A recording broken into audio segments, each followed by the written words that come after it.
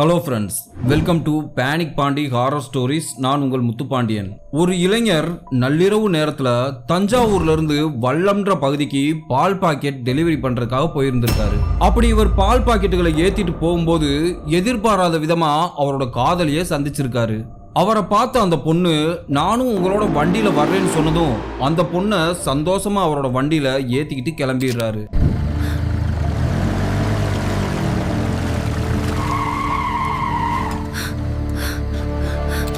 அந்த இரவு நேரத்துல இவங்க ஆட்டோ ஆளே இல்லாத ஒரு வனப்பகுதிக்குள்ள போய்கிட்டு இருக்கும்போது திடீர்னு பயங்கர இடி மின்னலோட கூடிய கனமழை பெஞ்சிருக்கு.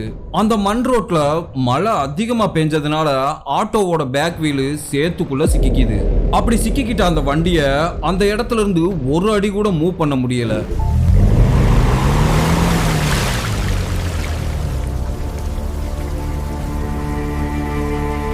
வேற வழியே இல்லாம அவங்க ரெண்டு பேரும் பக்கத்துல இருந்த பழைய கல் மண்டபத்துக்குள்ள போய் மழைக்காக ஒதுங்கி இருந்திருக்காங்க. அந்த நேரத்துல அந்த இளைஞர் செய்யக்கூடாத தவறு ஒன்ன செஞ்சிடறாரு.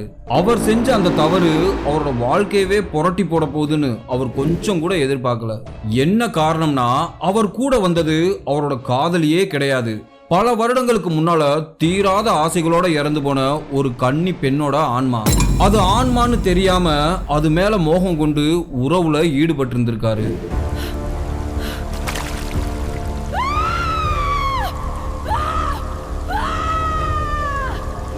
அதற்கு பிறகு அந்த ஆன்மா அந்த இளைஞருக்கு என்ன மாதிரியான அசம்பாவிதங்களை ஏற்படுத்துச்சு, அந்த ஆன்மா கிட்ட இருந்து அந்த இளைஞர் உயிரோட தப்பிச்சாரா இல்லையான்ற அதிபயங்கர அமானுஷ்ய திகில் உண்மை சம்பவத்தை கொஞ்சம் கூட த்ரில்லிங் குறையாம அப்படியே இந்த வீடியோல பார்க்க போறோம்.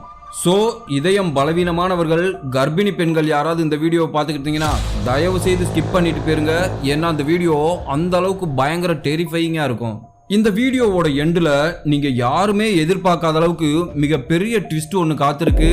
ஸோ ஸ்கிப் பண்ணாமல் வீடியோவை ஃபுல்லாக பாருங்கள். வீடியோக்குள்ளே போகிறதுக்கு முன்னாடி உங்கள் டைம் 2 செகண்ட் ஸ்பெண்ட் பண்ணி இந்த வீடியோக்கு ஒரு லைக் பண்ணிவிட்டு இந்த வீடியோ பற்றின கருத்துக்களை மறக்காமல் கீழே கமெண்ட் பாக்ஸில் கமெண்ட் பண்ணுங்கள். நியூ வியூவர்ஸ் இப்போ தான் நம்ம சேனலை ஃபஸ்ட் டைம் பார்க்குறீங்கன்னா நம்ம சேனலை சப்ஸ்கிரைப் பண்ணிக்கிட்டு பக்கத்தில் இருக்க அந்த பெல் ஐக்கான ஆல் நோட்டிஃபிகேஷனில் போட்டுக்கோங்க. அப்போதான் நான் அடுத்தடுத்து போடக்கூடிய அமானுஷ்ய திகில் உண்மை சம்பவங்கள் உங்களுக்கு இன்பாக்ஸில் நோட்டிஃபிகேஷனாக வந்துடும். சரி வாங்க வீடியோக்குள்ளே போகலாம்.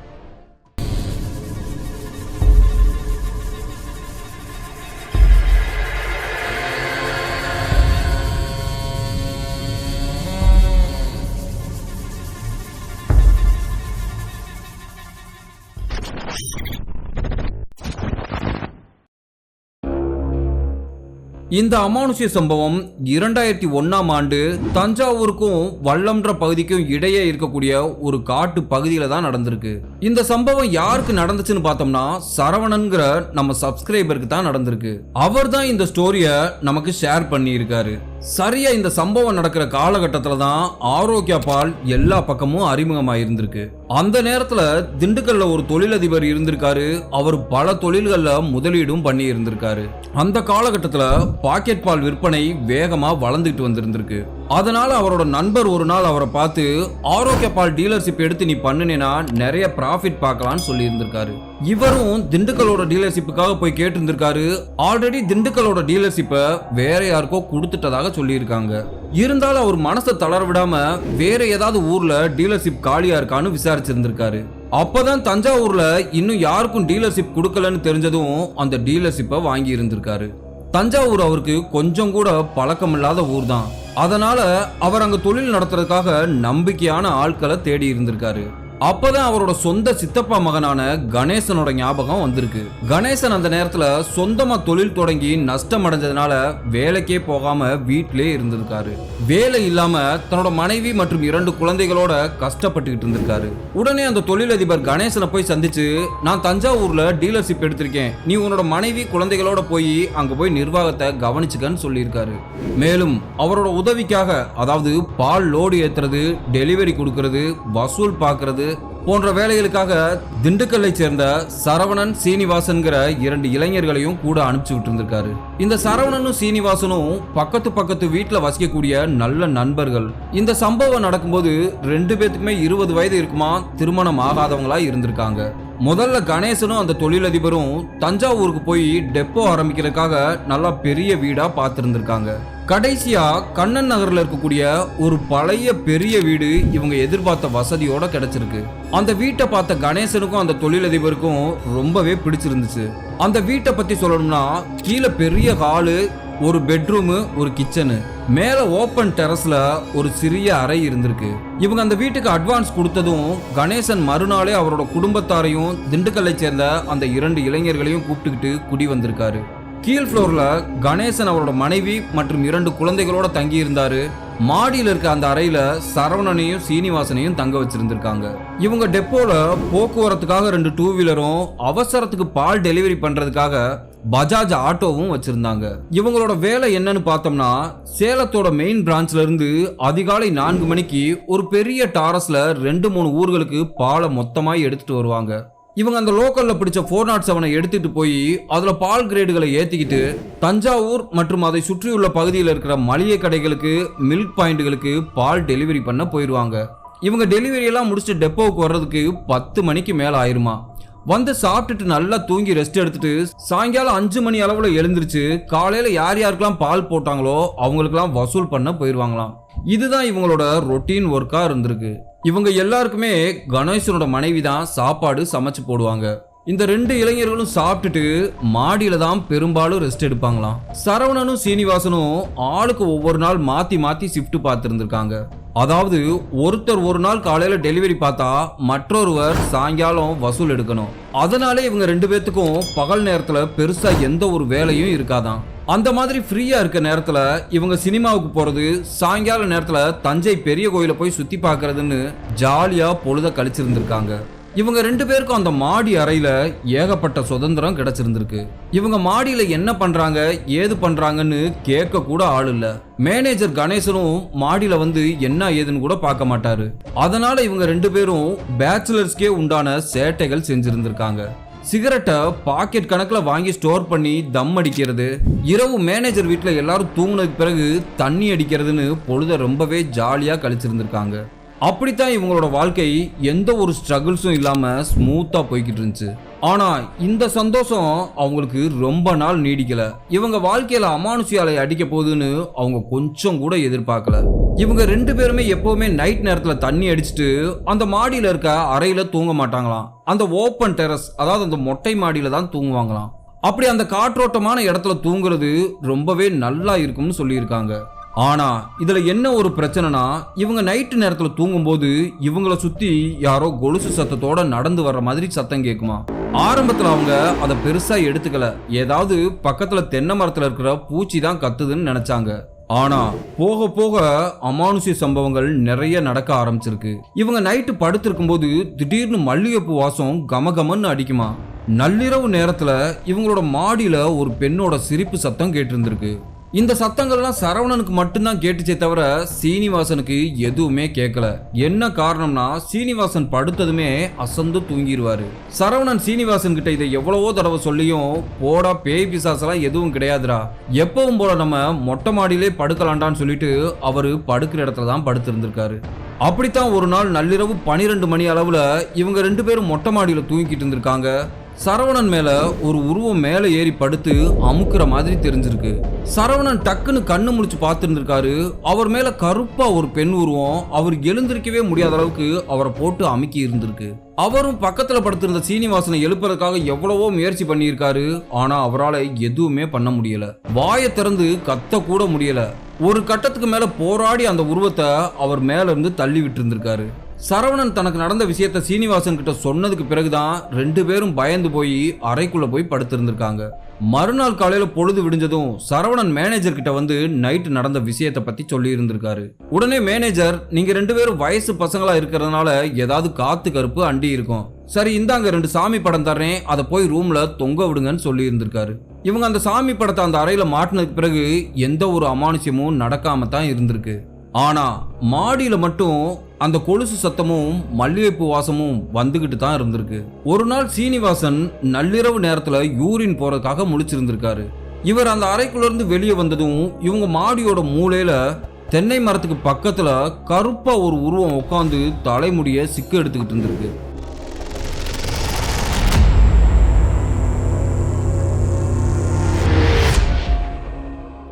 அது சீனிவாசனையே முறைச்சு பாக்குற மாதிரி தெரிஞ்சிருக்கு. அதை பார்த்து பயந்து போன சீனிவாசன் வேகமா அறைக்குள்ள வந்து கதவை பூட்டிட்டு சரவணனை தட்டி எழுப்பி விஷயத்த சொல்லி இருந்திருக்காரு. டேய், எனக்கு ரொம்ப யூரின் அர்ஜென்ட்டா இருக்குடா, நான் போய்தான் ஆகணும், எனக்காக கூட துணைக்கு வாடான்னு கூப்பிட்டு இருந்திருக்காரு. இவங்க 2 பேரும் வெளியே வந்து பார்த்திருக்காங்க. இப்போ அந்த உருவம் அங்க இல்ல. இவங்க 2 பேருக்குமே ஒரு விஷயம் கன்ஃபார்ம் ஆகுது, இந்த மாடியில ஏதோ ஒரு அமானுஷம் இருக்குன்னு. இருந்தாலும் சாமியெல்லாம் கும்பிட்டுக்கிட்டு கொஞ்சம் தைரியமா தான் இருந்திருக்காங்க. சரியா இவங்க அந்த வீட்டுக்கு குடி வந்து ஒரு வாரம் இருக்கும். இவங்க குடியிருக்கிற வீட்டுக்கு பக்கத்துல இருக்கிற ஒரு பெரிய வீட்டுல நளினின்ற ஒரு பெண்ணு குடி இருந்திருக்காங்க. அவங்களோட கணவர் வெளிநாட்டுல வேலை பார்த்துட்டு வந்திருக்காரு.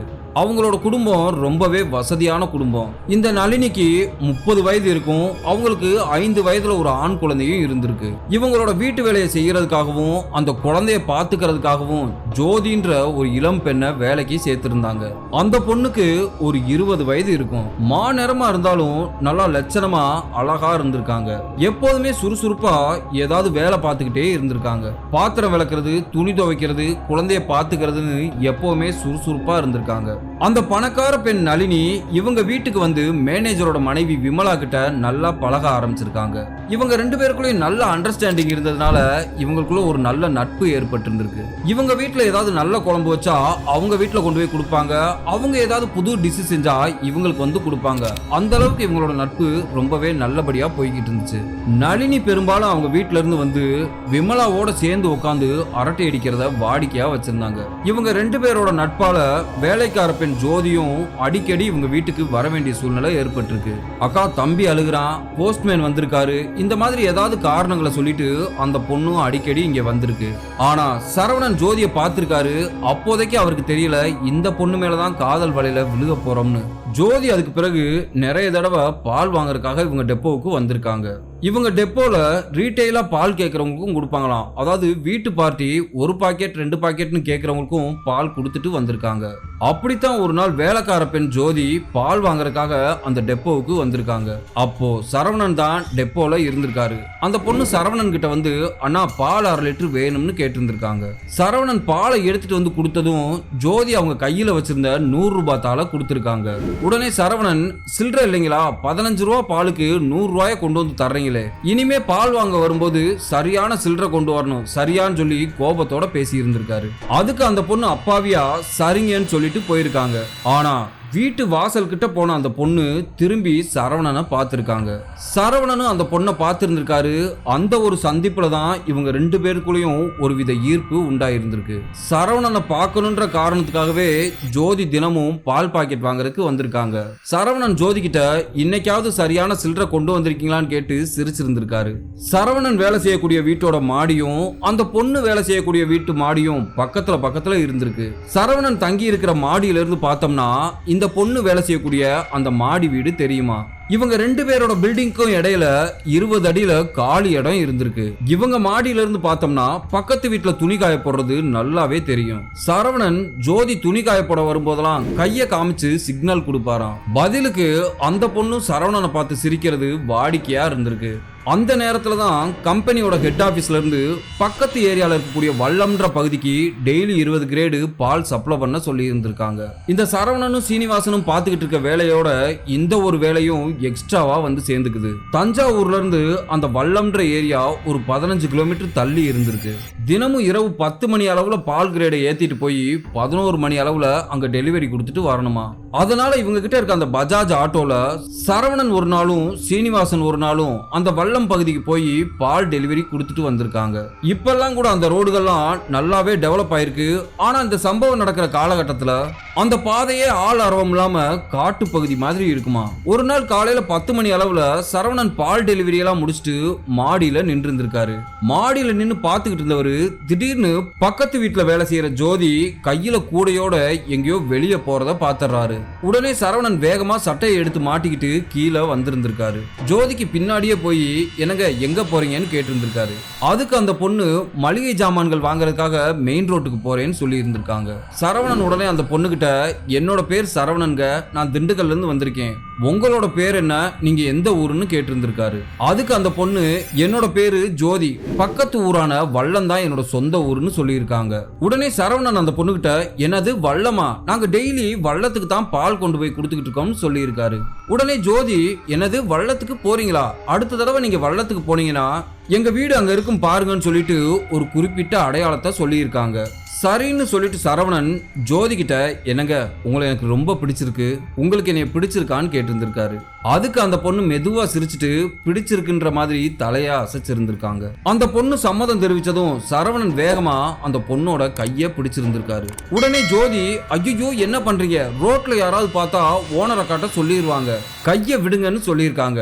உடனே சரவணன் சாரி ஜோதி மன்னிச்சுக்க, வா நம்ம போய் கூல்ட்ரிங்க்ஸ் குடிக்கலாம்னு சொல்லிட்டு பக்கத்துல இருந்த ஒரு கடைக்கு கூட்டிட்டு போயிருந்திருக்காரு. அந்த கடையில 2 கூல்ட்ரிங்க்ஸ் வாங்கி 2 பேரும் குடிச்சுக்கிட்டே பேசிக்கிட்டு இருந்திருக்காங்க. சரவணன் ஜோதி கிட்ட உன்னை நான் எப்ப ஃபர்ஸ்ட் மீட் பண்ணணும் அப்பவே என்னோட மனசை பறி கொடுத்துட்டேன், கல்யாணம்னு ஒண்ணு பண்ணுனா அது நான் ஒன்னதான் பண்ணுவேன், உனக்கு சம்மதமானு கேட்டிருந்திருக்காரு.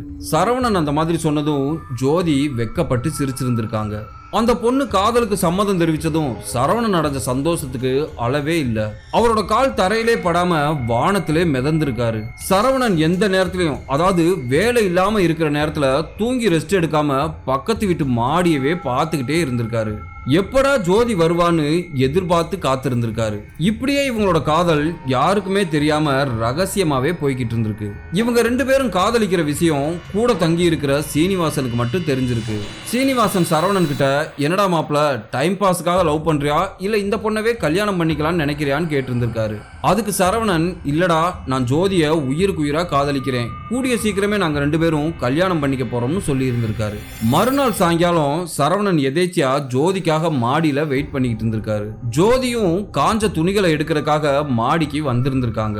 சரவணன் கிட்ட ஜோதி சைகையிலே நாளைக்கு நாங்க ஊருக்கு போறோம்னு சொல்லி இருந்திருக்காங்க. ஆக்சுவலா ஜோதி அப்ப சொன்னது அவங்களோட சொந்த ஊருக்கு போறேன்னு சொல்லல, ஓனர் வீட்டோட சேர்ந்து கும்பகோணத்துல இருக்கிற ஒரு கோயிலுக்கு போறோம்னு சொல்லி இருந்திருக்காங்க. ஆனா சரவணன் தப்பா புரிஞ்சுக்கிட்டு அந்த பொண்ணு அவங்க ஊருக்கு தான் போகுது போலன்னு நினைச்சுக்கிட்டாரு. உடனே ஜோதி கிட்ட சத்தமா நாளைக்கு நான் 10 மணி அளவுல வள்ளத்துக்கு தான் போறேன், நீ என் கூட வர்றியான்னு கேட்டிருந்திருக்காரு. அதுக்கு அந்த பொண்ணு சரவணன் சொன்னது எதுவுமே புரியாம சரி சரின்னு தலையாட்டிட்டு காஞ்ச துணிகளை எடுத்துட்டு கீழே போயிருந்திருக்காங்க. இவங்க 2 பேரும் பேசின அந்த விஷயத்த இவங்களுக்கே தெரியாம அந்த மாடியில இருந்த வேற ஏதோ ஒண்ணு ஒட்டு கேட்டு இருந்திருக்கு. மறுநாள் நைட்டு இரவு 10 மணி அளவுல சரவணன் தான் அந்த வள்ளத்துக்கு போய் பால் டெலிவரி கொடுத்துட்டு வரணும். அவரோட ஆட்டோல பால் 20 கிரேட ஸ்டோர் பண்ணிக்கிட்டு டெப்போல இருந்து வெளியே வந்திருக்காரு. அந்த நேரத்துல தெருவுல யாருமே இல்ல. அது ஒரு நவம்பர் மாசம்ன்றதுனால மழை லேசா தூரிக்கிட்டு பனி மூட்டமா இருந்திருக்கு. வெளியில வந்தவரு சுத்தியும் முத்தியும் பார்த்துட்டு நேத்து ஜோதிய 10 மணிக்கு வர சொன்னமே, ஆளை காணமே, சரி இதுக்கு மேல எங்க வரப்போறா, அவங்க வீட்டுல இதுக்கு மேல அனுப்பவும் மாட்டாங்கன்னு சொல்லிட்டு சரவணன் அவரோட ஆட்டோவை ஸ்டார்ட் பண்ணிட்டு சைடு மிரர் அட்ஜஸ்ட் பண்றதுக்காக பார்த்திருந்திருக்காரு. யாரோ பின்னாடி ஒரு உருவம் ஓடி வர்ற மாதிரி தெரிஞ்சிருக்கு. அந்த உருவம் பக்கத்துல வந்ததுக்கு பிறகுதான் தெரியுது அது அவரோட காதலி ஜோதியே தான். ஜோதியை பார்த்த சரவணன் ஏய் ஜோதி பரவாயில்லையே நீ வரமாட்டேன்னு நினைச்சேன், இந்த நேரத்துல உங்க ஓனரம்மா விட்டுட்டாங்களான்னு கேட்டிருந்திருக்காரு. அதுக்கு அந்த பொண்ணு நான் கிளம்புறேன்னு சொன்னேன், சரி பார்த்து போன்னு சொல்லிட்டு அனுப்பிச்சு விட்டாங்கன்னு சொல்லியிருக்கு. ஜோதியை எப்பயுமே நார்மல் உடையில பார்த்த சரவணனுக்கு இன்னைக்கு அவர் பார்த்த காட்சிய அவர் கண்ணை அவராலே நம்ப முடியல. ஜோதி வெள்ளை கலர் பாவாடை தாவணியில தலை நிறைய மல்லிகைப்பூ வச்சுக்கிட்டு முகம் ஃபுல்லா நல்லா மேக்கப் போட்டுக்கிட்டு ஒரு அப்சரஸ் மாதிரி இருந்திருக்காங்க. ஜோதியோட அழகை பார்த்து மயங்கி போன சரவணன் அவர் சீட்டுக்கு பக்கத்து சீட்ல ஜோதியை உட்கார வச்சுக்கிறாரு. இப்போ வண்டியை ஸ்டார்ட் பண்ணி ஓட்டிக்கிட்டு இருக்காரு. ஆனாலும் அந்த மல்லிகைப்பூ வாசனை சரவணனுக்கு ஒரு இனம் புரியாத ஆசையை ஏற்படுத்தி இருக்கு. உடனே சரவணன் ஜோதி கிட்ட ஜோதி நான் உண்மையிலே ரொம்ப கொடுத்து வச்சவன்னு சொல்லியிருக்காரு. ஜோதி ஏன்னு கேட்டதுக்கு இப்படி ஒரு பேரழகி எனக்கு காதலியா கிடைச்சிருக்கேன்னு சொல்லியிருக்காரு. உடனே ஜோதி சும்மா சொல்லாதீங்க, ரோட்டை பார்த்து வண்டியை ஓட்டுங்கன்னு சொல்லிட்டு சிரிச்சிருந்திருக்காங்க. இப்போ ஆட்டோ மெடிக்கல் காலேஜ் சிட்டியோட இறைச்சலெல்லாம் கடந்து அந்த அவுட்டர் பகுதியில் இருக்க வல்லம் ரோட்ல போயிருந்திருக்கு. அந்த ரோடு ரொம்பவே ஷார்ட்கட் ரோடு தான். மெயின் ரோட்ல போனோம்னா ரொம்பவே சுத்தி வரணும். இது ஷார்ட்கட் ரோடு, கொஞ்சம் மண் பாதையா இருந்தாலும் சீக்கிரமே அந்த ஏரியாவை போய் அடைஞ்சிடலாம். அதனாலே சரவணனும் சீனிவாசனும் எப்பவுமே அந்த மண் ரோட்ல தான் போவாங்களாம். மழை வேற லேசா புணுப்புணுன்னு தூரிக்கிட்டே இருந்திருக்கு. சரவணனுக்கு அந்த குளிருக்கு ஜோதியோட உடல் கதகதப்பு ஒரு உற்சாகத்தை கொடுத்திருக்கு. அந்த மண் ரோட்ல இவங்களோட ஆட்டோவோட ஹெட்லைட் வெளிச்சத்தை தவிர வேற எந்த ஒரு வெளிச்சமும் இல்ல. அப்போ மழை கொஞ்சம் பெரிய பெரிய தூறல் போட ஆரம்பிச்சிருக்கு. இவங்க அந்த மண் சாலையில ஒரு 5 கிலோமீட்டர் தான் போயிருப்பாங்க. மழை திடீர்னு சட சட சடன்னு பிடிச்சு பெரிய மழையா பெய்ய ஆரம்பிக்குது. அந்த பெரிய மழையில சரவணனால ஆட்டோவை ஓட்டவே முடியல. ஒரு இடத்துல வண்டியை நிறுத்திடுறாரு. அந்த இடத்துல ஆட்டோவை நிறுத்தினது தான் அவர் செஞ்சதுலே மிகப்பெரிய தவறு. அந்த பொதன்னு மண் இருக்கக்கூடிய இடத்துல வண்டியை நிறுத்தினதும் ஆல்ரெடி உள்ள 20 கிரேடு பால் ஃபுல்லா இருந்திருக்கு. இவங்க 2 பேரும் வண்டிக்குள்ள உட்கார்ந்து இருந்ததுனால வெயிட் தாங்க முடியாம அந்த ஆட்டோவோட பின்வீல் கொஞ்சம் கொஞ்சமா மண்ணுக்குள்ள புதைய ஆரம்பிச்சிருக்கு. அந்த பேக் வீல் புதைஞ்ச இடத்துல தண்ணியும் தேங்க ஆரம்பிச்சிருக்கு. சரவணன் பேக் வீல் மண்ணுக்குள்ள புதையறத பார்த்துட்டு வேகமா அவரோட வண்டியை ஸ்டார்ட் பண்ணி முன்னாடி மூவ் பண்றதுக்கு முயற்சி பண்ணியிருக்காரு. என்னதான் அவர் அக்ஸலேட்டர் ரைஸ் பண்ணாலும் அந்த பேக் வீல் ஒரே இடத்துல சுத்திக்கிட்டு மேலும் பள்ளத்துல தான் போய் புதைஞ்சிருக்கு. வண்டி 1 இன்ச் கூட மேல எழும்பல. இவங்க 2 பேரும் வண்டியோட கேபினுக்குள்ள உட்கார்ந்து இருக்கும்போது அந்த மலைச்சாரல் இவங்க கேபினுக்குள்ளே உட்கார முடியாத அளவுக்கு சராமாரியா அடிச்சிருந்திருக்கு. சரவணன் அந்த மின்னல் வெளிச்சத்துல பார்த்திருக்காரு. அந்த இடத்துல ஒரு பழைய காலத்து கல் மண்டபம் ஒண்ணு இருந்திருக்கு. உடனே சரவணன் ஜோதி கிட்ட, வா ஜோதி, அந்த மண்டபத்துக்குள்ள போய் நிக்கலாம். மழை விட்டதுக்கு பிறகு வண்டியில இருக்கிற பால் கிரேடெல்லாம் கீழே இறக்கிட்டு தான் அந்த பள்ளத்துல இருந்து ஆட்டோவை தூக்கணும்னு சொல்லி இருந்திருக்காரு. ஜோதி சரின்னு தலையாட்டினதும் சரவணன் அந்த மண்டபத்துக்குள்ள ஜோதியை கூட்டிட்டு போயிருந்திருக்காரு. இவங்க 2 பேரும் மலையில தொப்பலா நனைஞ்சிருந்தாங்க. ஒருத்தருக்கு ஒருத்தர் உரசிக்கிட்டே பக்கத்துல நின்று இருந்திருக்காங்க. ஒவ்வொரு தடவை மின்னல் வெட்டும் போதும் சுற்றிலும் வெளிச்சம் ஏற்பட்டுட்டு இருட்டா இருந்திருக்கு. சரவணன் நடுங்கிக்கிட்டே ஜோதியோட கையை பிடிச்சிருந்திருக்காரு. 2 பேருக்குமே இளம் வயசுன்றதுனால பஞ்சும் நெருப்பும் பக்குன்னு பத்தி இருந்திருக்கு. இளமையின் வேகத்துல உந்தப்பட்டு 2 பேரும் கணவன் மனைவி மாதிரி உறவுல ஈடுபட்டு இருந்திருக்காங்க. இவங்களுக்குள்ள அதெல்லாம் முடிஞ்சதுக்கு பிறகு களைப்புல 2 பேரும் தனித்தனியா படுத்திருந்திருக்காங்க. அந்த நேரத்துல மழை லேசா வெறிக்க ஆரம்பிச்சிருக்கு. அப்போ சரவணன் திடீர்னு அந்த இடத்துல ஒரு கெட்ட வாடை அடிக்கிறத உணர்ந்திருக்காரு. அந்த வாடையை சுவாசிக்கிறதுக்கு ஒரு அழுகி போன பிண வாடை மாதிரி தெரிஞ்சிருக்கு. சரவணனால அந்த வாடையை சுவாசிக்கவே முடியல. பத்தாததுக்கு பக்கத்துல படுத்திருந்த ஜோதி ஒரு மாதிரி உருன்னு உரிமிக்கிட்டே படுத்திருந்திருக்காங்க. சரவணனுக்கு அந்த வாடை எங்க இருந்து வருதுன்னே தெரியல. சுத்தியும் முத்தியும் தேடி பார்த்திருந்திருக்காரு. வாடை வேற எங்க இருந்து வருதுன்னு தெரியல. இவ வேற உருன்னு உருமுறாளேன்ட்டு, ஜோதி எழுந்திரி, மழை விட்டுருச்சுமா, நம்ம கிளம்பலாம்னு சொல்லியிருக்காரு. ஆனா ஜோதி ஒரு மாதிரி வித்தியாசமா கத்தி இருந்திருக்காங்க. ஜோதி கத்துனதுல பயந்து போன சரவணன் டக்குன்னு அவரோட பாக்கெட்ல வச்சிருந்த சிகர் லைட்டர் அடிச்சு பார்த்திருந்திருக்காரு. அதை பார்த்த சரவணனுக்கு தூக்கி வாரி போட்டிருந்திருக்கு. என்ன காரணம்னா அவர் பக்கத்துல படுத்திருந்தது ஜோதியே இல்ல.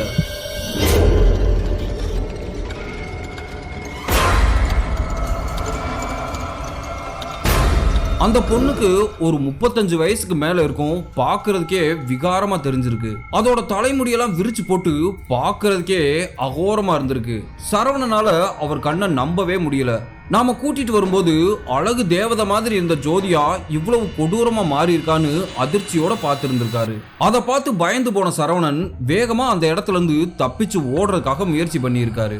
ஆனா அந்த ஆன்மா டக்குன்னு சரவணனோட காலை பிடிச்சுக்கிட்டு விட மாட்டேங்குது. என்னைய விட்டுட்டு நீ எங்கேயும் போக முடியாது.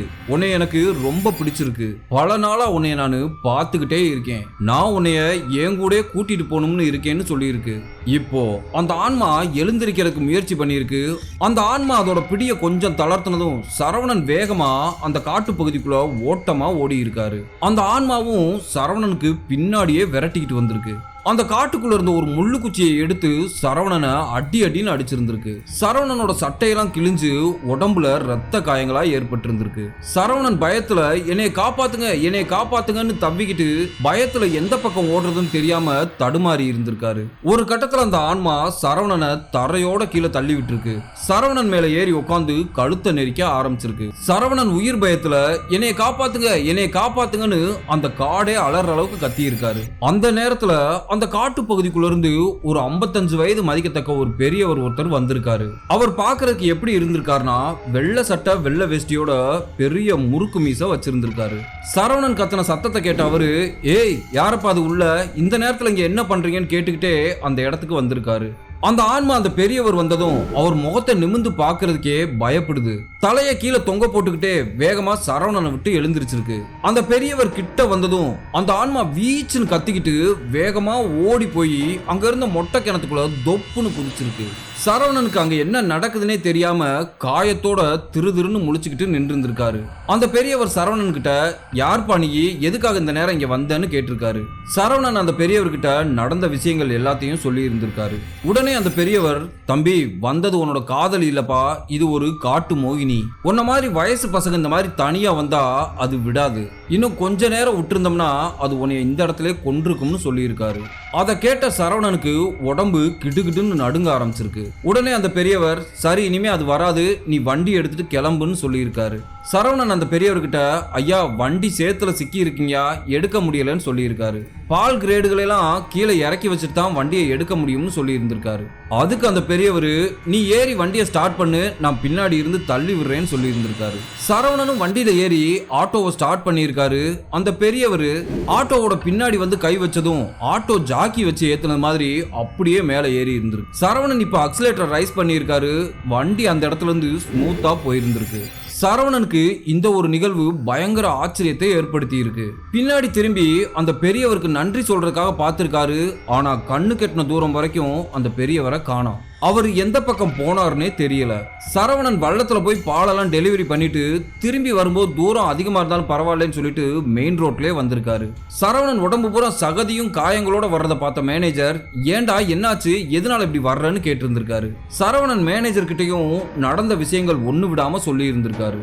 ஆனா மறுநாள் விசாரிக்கும் போது தான் தெரிஞ்சிருக்கு, ஜோதியும் ஜோதியோட ஹவுஸ் ஓனர் குடும்பமும் ஊர்லே இல்லையா. அவங்க எல்லாரும் கும்பகோணத்துல இருக்க ஒரு கோயில்ல போய் சாமி கும்பிட்றதுக்காக முத நாளே போய் தங்கி இருந்திருக்காங்க.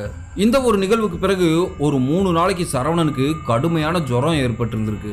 அதற்கு பிறகு படிப்படியா நார்மல் ஆயிருந்திருக்காரு. அதற்கு பிறகு அவரோட வாழ்க்கையில எந்த ஒரு அமானுஷ்யமும் நடக்கலன்னு சொல்லியிருக்காரு. சரவணன் ஜோதியவே கல்யாணம் பண்ணிக்கிட்டு திண்டுக்கல்லே செட்டில் ஆயிருக்காரு. சரவணனுக்கு இப்ப வரைக்கும் ஒரு விஷயம் புரியவே இல்லை. அந்த நடுக்காட்டுல நம்மளை வந்து காப்பாத்தினது யாரு, எதுக்காக அந்த ஆன்மா அவரை பார்த்து அலறி அடிச்சுக்கிட்டு ஓடிச்சு, எப்படி அவர் ஒரே ஆளா அவ்வளவு வெயிட்டான ஆட்டோவை தூக்கி விட்டாரு, அவர் உண்மையிலே சாதாரண மனுஷனா இல்ல நம்மளை காப்பாத்த வந்த குலதெய்வமானு சரவணனுக்கு இப்ப வரைக்கும் தெரியல.